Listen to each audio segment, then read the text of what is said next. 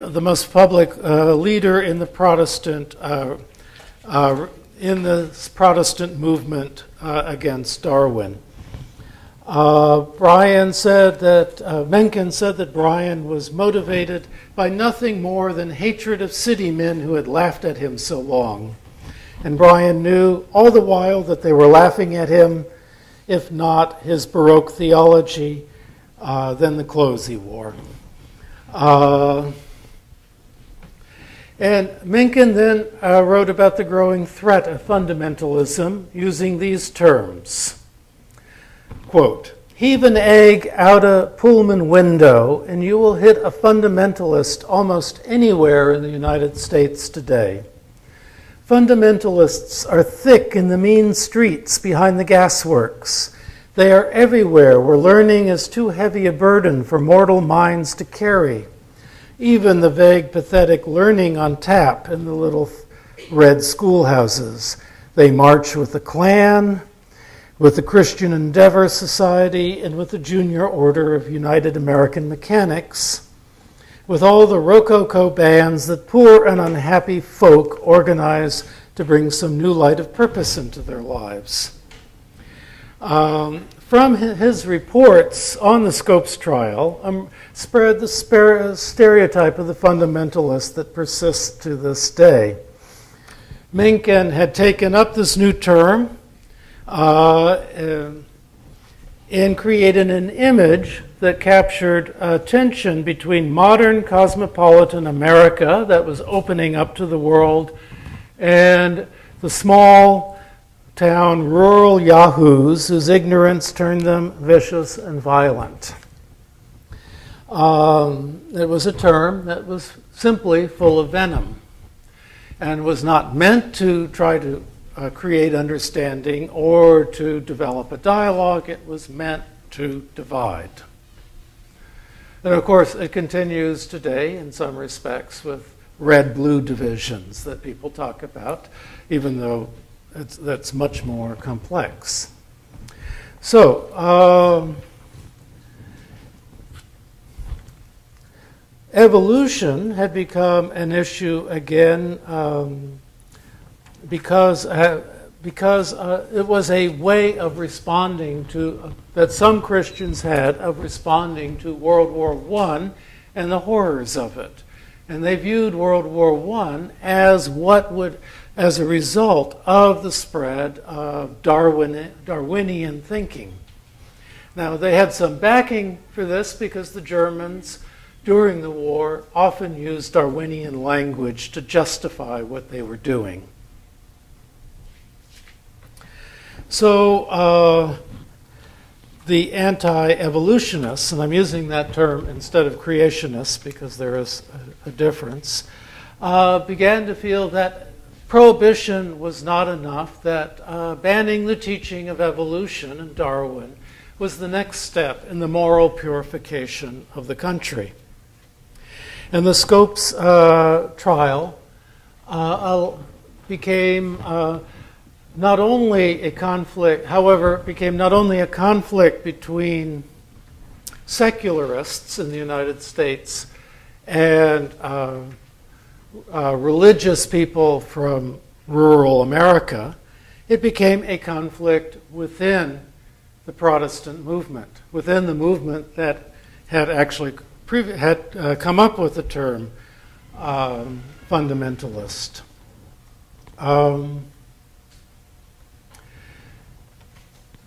Most of the Protestant mainstream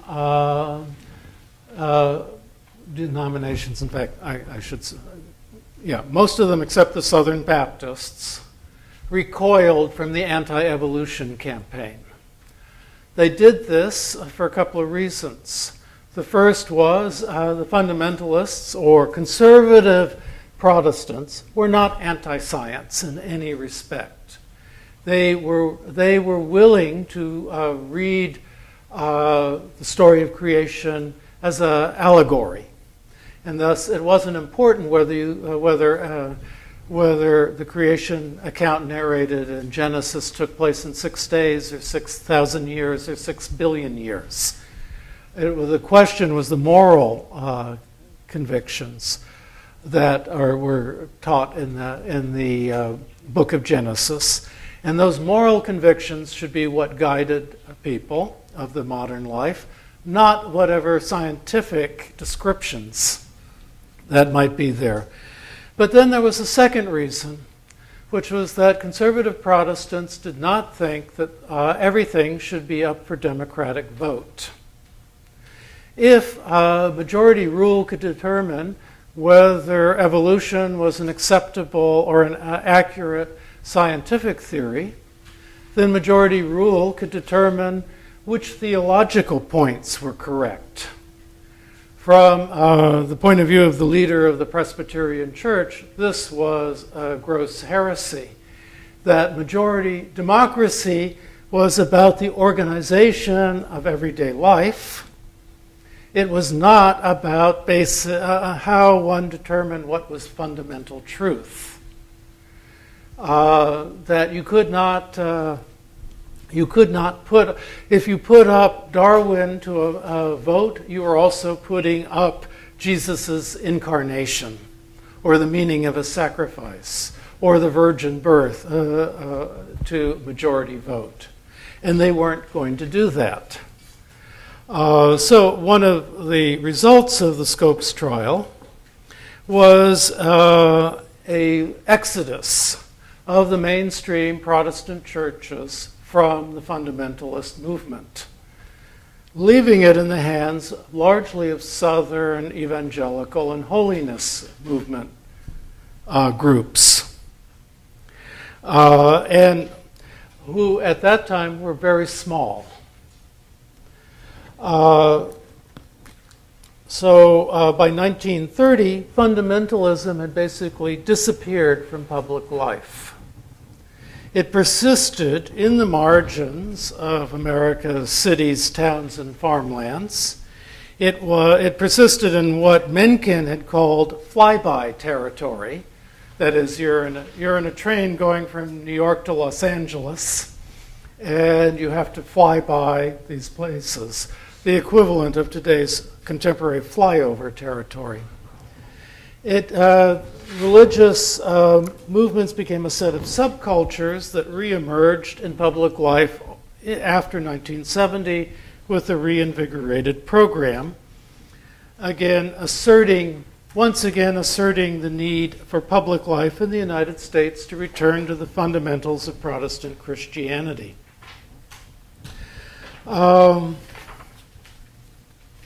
So I want to, let me get out the slideshow.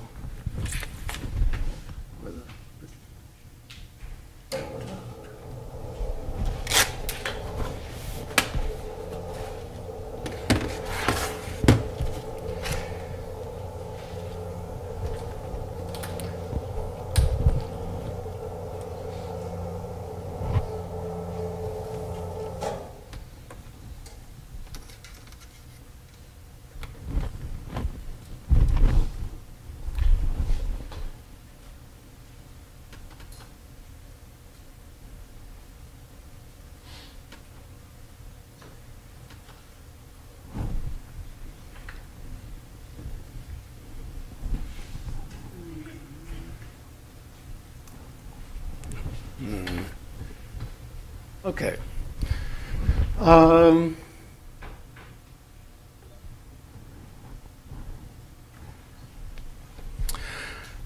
So one of the most interesting developments in U.S. religion occurred in 1905 on Azusa Street in Los Angeles, in downtown Los Angeles.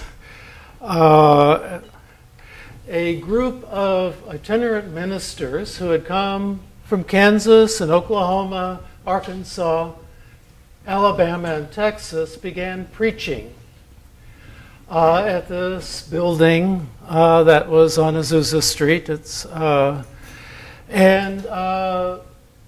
of them began speaking in tongues.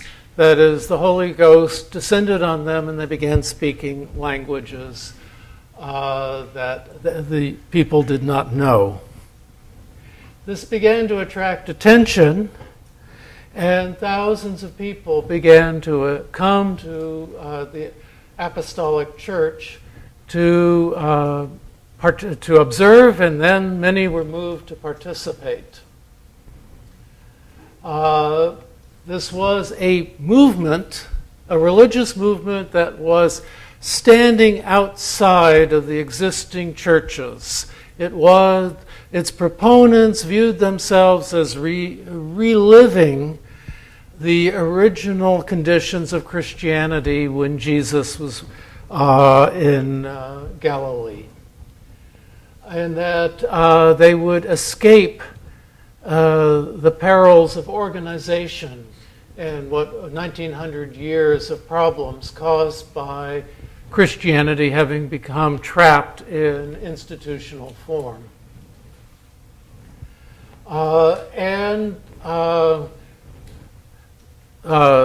Thousands of people went through this. Many experienced the speaking of tongues, and then they were sent out to other countries around the United States, but then also to other countries to spread the message of a revitalized Christianity. By 1907, Germany, concerned about the effects of these Pentecostalist preachers, passed legislation to regulate them and control them. One of the interesting things about this is it was a multiracial phenomenon.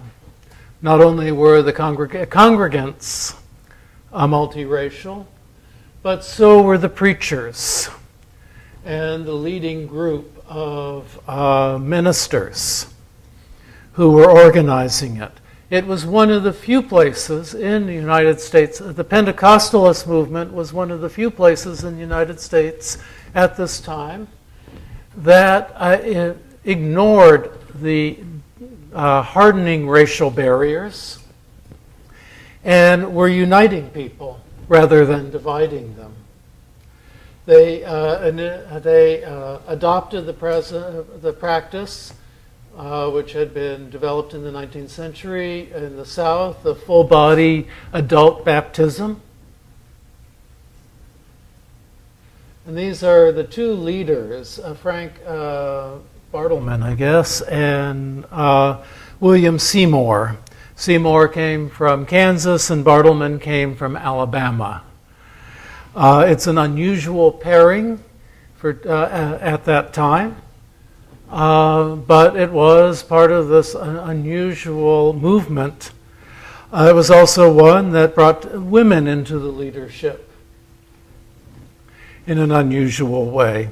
And this is the group of five who were in charge of running the whole movement. The fellow on the lower right, screen right, was Mexican. But by 1915, the Pentecostalists had themselves become institutionalized, forming amongst the groups they formed, the Assemblies of God. In the course of forming formal churches and congregations, the irony is they reinstituted racial segregation in their church. So a movement which had been truly multiracial in every respect was overwhelmed by the